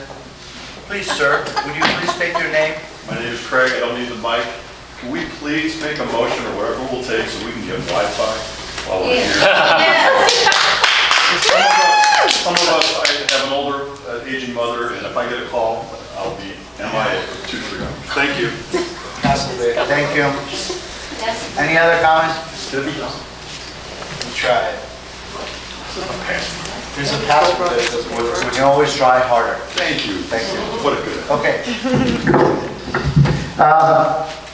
Without any further comment, item 11. Gabriel? I'd like to make a motion to approve the minutes for board meeting November 28, 2018. Second. Any board comment on it, on the minutes? Any public comment on the minutes? Without comment, please call the vote. All right, Brandy is absent. Susan? Yes. David? Yes. Jason? Yes. Mehran? Yes. Becky? I wasn't there. So you are. Abstain? Go for it. Abstain. David? Lasher? Abstain as well, I wasn't here for that. Lori? Abstain? Assad? Yes. Gabriel, yes. Isam? Yes. Motion passes. Just to clarify on the quorum question, our bylaws take the abstention as a non-vote, it's not a no vote, so it has to be the majority of those voting. And it's not a yes vote either, right? It's not a yes vote, but the point is, As long as we're a quorum here. if the quorum is in the seats, but you can have just 5 people voting and 3 yes would make it, and the others can abstain. Got it. Not a great approach, but that's how our bylaws are right now. Okay, next item on the agenda is item 12, discussion and possible action to approve the submittal of a letter to the California Public Utilities Commission regarding Aliso Canyon. Obviously, the motion is a little just too general, but the letter is attached as with the packet, and it was provided on our website. So, you want to put your stuff? Okay. I second. So I have a motion. You Okay. I don't leave anything. So, any discussion before we have a motion on the letter?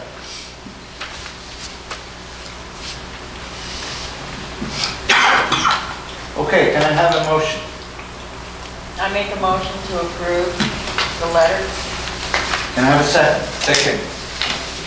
Public comment, please.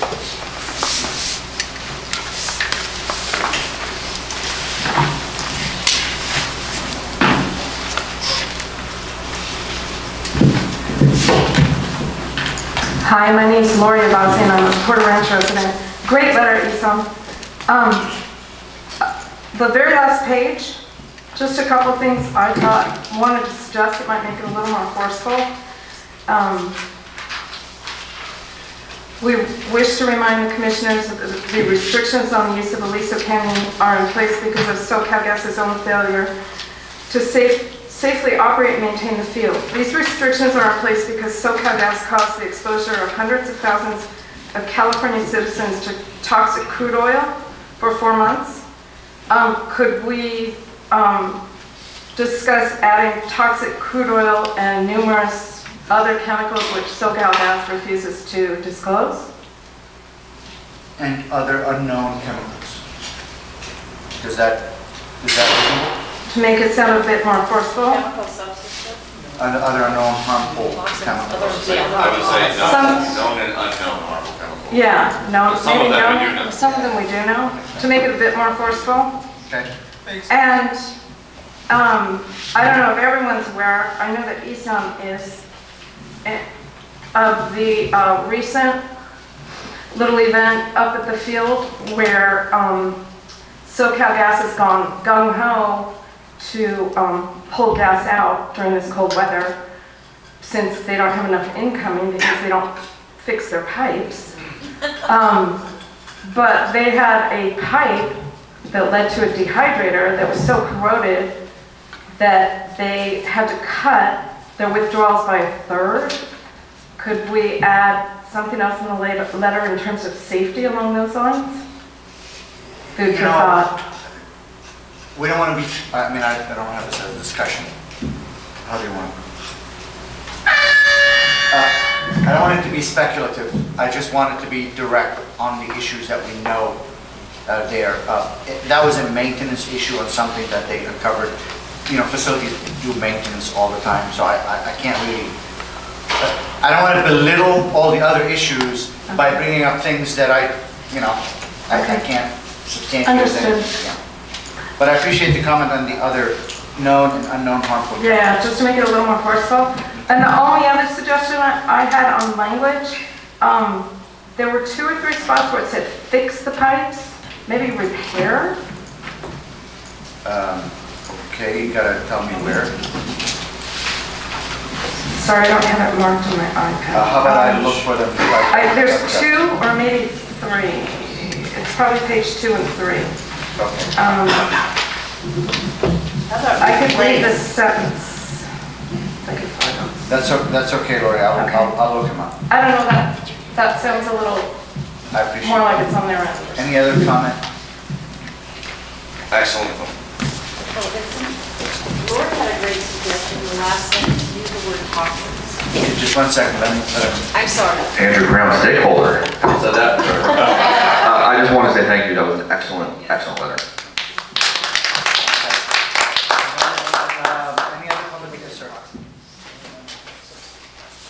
I just want to also reiterate, great letter. It's the kind of thing that neighborhood council should be doing all the time, and I just want to give you guys huge kudos for taking the position you're taking, and also for the work that went into that letter. I think there was a lot of detail in there. So thank you very much for protecting this community and the rest of us who are affected by this. Thank you so much.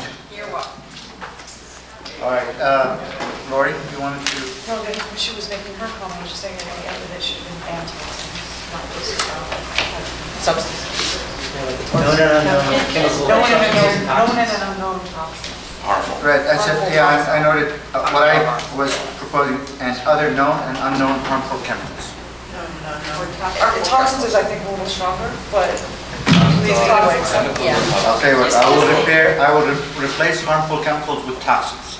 You're awesome.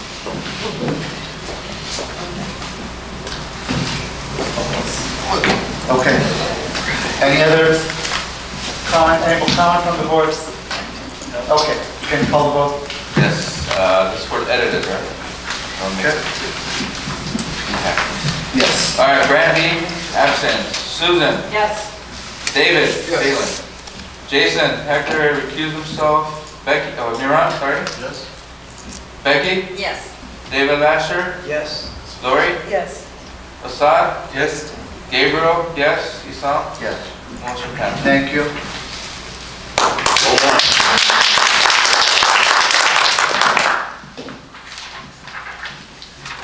Just also for the board to know that as a corollary to this, as a comment, I had a meeting with the Aliso Canyon Community Advisory Committee. Is that the right name? Community Action Committee. Community Action Committee, and we had discussions about the issues that are of interest to them. Good job, thank you. Okay, next item on the agenda. Item 13. Oh,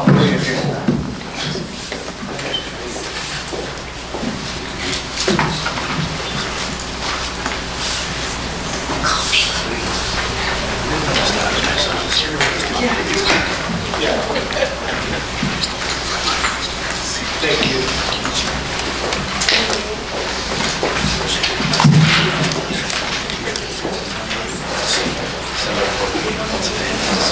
Okay, item 13, Jason and Gabe, would you please move this motion forward? Yes.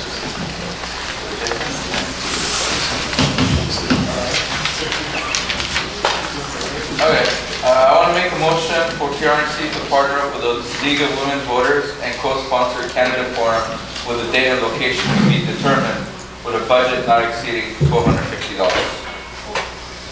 I'll second. Can you explain this a little bit to us? So obviously we have Council District 12 election coming up, and there's a lot of interest for the community, for the board members. I reached out to the League of Women Voters. This is kind of what they do. And they offered a couple things. They offered to provide a moderator, because I feel like it's very important for us to remain neutral as a board. And having the League of Women Voters, they'll provide a moderator to handle the whole process. And also they offered to reach out to all the candidates, which is another task that is a lot easier for them to do than us. So what is the role of the neighborhood council, just so we understand what is it that we're voting on? So we would provide the venue, the food, and we would be co-sponsoring the event. We would be doing the outreach. You know, we could have it possibly at one of our regular meeting locations, whether it be here or Castle Bay. But let me ask you specifically, who's holding the meeting? Because if this is a PRNC event, then that's a special board meeting. If it's their meeting, then it's their meeting. Well, it's more of a town hall. Who's putting together the town hall? That's a critical question for how this gets formulated. And also for funding purposes, if we're putting it together, we have to go to the city clerk and get permission for funding for liability purposes of all of the Well, what is the, you know, I don't deal with that operation. So here are the limitations. If we are holding a town hall meeting that is a special board meeting, we conduct it the same way we have it. We have an agenda. It could be one item agenda, but it's a special board meeting. It has to be noticed. It has to be, you know, agendized, all the Brown Act situation. And it would not include a board discussion because there's no motion on the floor for a board discussion. So that would be the only limitation from a town hall meeting, and then it will allow us to do it ourselves. It'll allow us to use the expenditures that you have planned for it. It'll allow us to work through the venue because we can meet at this location. Okay. But again, the limitation would be that the board members would need to stay quiet. Okay. And then do you remember when we did the education town hall, how we did that? Did we do that as a special meeting? I don't remember exactly. I was not there. You weren't there? No. So that's the instruction that I have from Dunn, that a town hall that is organized by the neighbor council is a neighbor council special meeting. Now, there are neighbor councils who have held town halls without agendizing it as a special meeting out of lack of knowledge or out of not caring. Yeah, okay. And so what's the other option? Is there another option? The other option is it is their town hall meeting and we are simply helping them fund it, and it would basically require them submitting a request for us to co-fund an event that they're holding. And for liability purposes, it's theirs, not ours. It is theirs, not our meeting. Okay. Well, it seems. But even then, the board members who are there, if there's a majority board members there, we can notice it as the board will be present, but there will be no board business conducted. But that's all. So the board members, because it seems to me like board members may want to ask a question or something, but I'd like to hear from everybody on the issue. But so you're saying that if we do it as their town hall, then board members would be limited in terms of, what would be the limitations on board members? You know what, I don't know the answer to that. And Jasmine is not here, we need to clarify. So, and if it's a special meeting, we still can't participate. Board members can't participate. We cannot have a discussion about it, no. But we ask what's questions the discussion? for the I think we can ask questions, yes. Because in a special meeting, we can ask questions. If it's our meeting, we can have those questions. We're just not taking action. Yes. When, in the past, I've been involved in many of those meetings, and what you do is you have pre-written questions, and you have one board member, or there's a process, and then you just read the question. So the League of Women Voters are talking about them, kind of emceeing that event, so we'll see how they plan on doing it. I'm just trying to understand what is the thought from our end.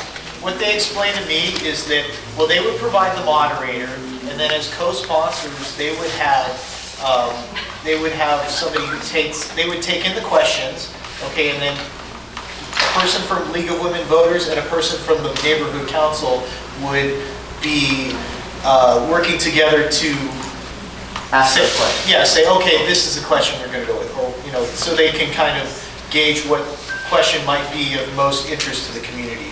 Well, what they do is, what you can do, you can structure it any way you want, but one of the things you can do is have the stakeholders in the audience write the question out, and what we did this with the gas thing, and you put them on a table and you just pick questions.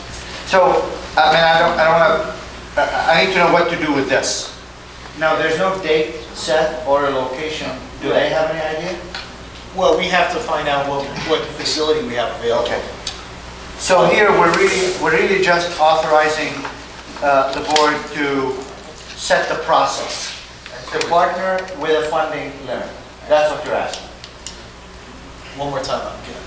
All I'm saying is, I'm trying to define this, that this is simply a motion to have the board partner with the League of Women Voters with a funding limit and work out the details with them. Correct. Okay. I'm going to assume it's good enough for now. Jasmine is not here, so we have a first. Can I have a motion? Yeah, did we make a motion? Yeah, we did. A motion and a second. Public comment? Go for it. All right, board comments? Call the vote. Alrighty, Brandy, absent. Susan? Yes. David? He recused himself because he's a candidate. Oh, he's Recused. David, don't you have to Jason? leave the room? Yes. Oh, he did? Alright, Jason? He's not here. Alright, Mihran? Yes. Becky? No. David Lasher? Yep. Lori? Yes. Assad? No. Gabriel? Yes. Isam? Yes. And motion passes. Okay, thank you. Item 14. It's a funding motion also, without a treasurer. I thought I'm the treasurer. Oh, Good. Oh, Take Jason. all me as treasurer. It was more than an hour ago. You can't blame me. Item 14, Assad, where are you going? He's getting David. I'm recusing myself. Yeah, it's your motion. David, where are you? Because he's a disaster. He wants to prepare. He's recusing himself. He's a disaster. I'll make a motion. Yeah. All right, Assad, it's your motion. I will. Let's do this. All right, 14. Motion to approve an NPG application from the Southern California Preparedness Foundation for $1,000 in support of the 12th Annual Valley Disaster Preparedness Fair to be held on or about October 12, 2019. And you have the slide. I'll second that. I have a motion and a second. Any public comment? Two clips, so. Just 1 second. All I do is just, first and second, public comment, and then the board. Thank you. Public comment. Would you like to say anything? I could. Well, It's your application, so I'm going to yes, give you the ability. I am here representing the foundation. You guys probably went to the fair last year, and we're looking forward to another great fair this year. And we appreciate the funds that make it all better and make us be able to bring in all the items, the food and everything that makes it a great event. So I'd appreciate it. Thank you. Thank you. All right. No further comment from the board. David wanted to ask a question. It's on Where there. is it? Does it say on distance? It's the same place as last year, And right in the Clarkson. the parking lot of the Northridge Mall. Oh, got it. David? What's our historical annual funding for this monetary, number-wise, and what's the attendance like? Is it going up, going down again? It's on the average. Has it been going better? Do you want me in? Go ahead, please. On the average of the last few times, 6,000. And 5,000 is total people. And you know, the funding sometimes is 500, sometimes 1,000, 1,500, frankly, depending on the finances for that year. Okay, fantastic. Is that right? Right. What did we approve? Does anybody know what we approved last year? Same as 1,000 last year. And David, just so that you know, this is like one of the fairs that we really, as a PRNC, get exposure to the public. Not familiar with that. I Yeah. appreciate that aspect. It's important that. It raises the awareness and especially served and all that. Okay. Any other board comments? He's not? All right. Call the vote. Alrighty. Brandy, absent. Susan? Yes. David Palin? Yes. Jason? Yes. Mihran? Yes. Becky? Yes. David Lasher? Yes. Lori? Yes. Assad? Yes? Gabriel, yes. Isam? Yes. And motion passes. Thank you very much. Thank you. Item 15, All right, motion to approve board member reimbursement to be solved for candidate poster printing costs of $35.31. We created and printed some posters to get interest for more people to run for the board seats. And that's what that is. Second. public comment? Board comment? Please call the vote. All right, Brandy is absent. Susan? Yes. David? Yes. Jason? Yes. Miran? Yes. Becky? Yes. David Lasher? Yes. Lori? Yes. Assad? Yes. Gabriel, yes. Sam? Yes. Motion passes. Just so you know, there's going to be a few things in the next month or two until Jason gets a card that will be paid for individually and then reimbursed through a board member reimbursement, which is what the BMR is. So, including the food tonight had to be, I had to pay for it, so it'll come at the next meeting. No reimbursement. Thank you. Thank you very You're much. the second signer, you can do that, yes, there you go. All right, item 16, item 15, no, 16. It's a motion to approve board member reimbursement to Susan, who paid for expenses at the West Valley Neighborhood Alliance meeting. We had budgeted that meeting expenditure for us at, it's in the motion. Just a couple hundred. About $200. We ended up with basically $70 cost only. They absorbed a lot of the resident costs, so that's appreciated. So with that motion, I'm asking for a second. I'll second. Public comment? No public comment. Board comment? No board comment. Call the All vote. right, Brandy absent. Susan? Yes. David? Yes. Jason? Yes. Miran? Yes. Becky? Yes. David Lasher? Yes. Lori? Yes. Assad? Yes. Gabriel, yes. Isam? Yes. Motion passes. Thank you all. Without further comment, the meeting is adjourned.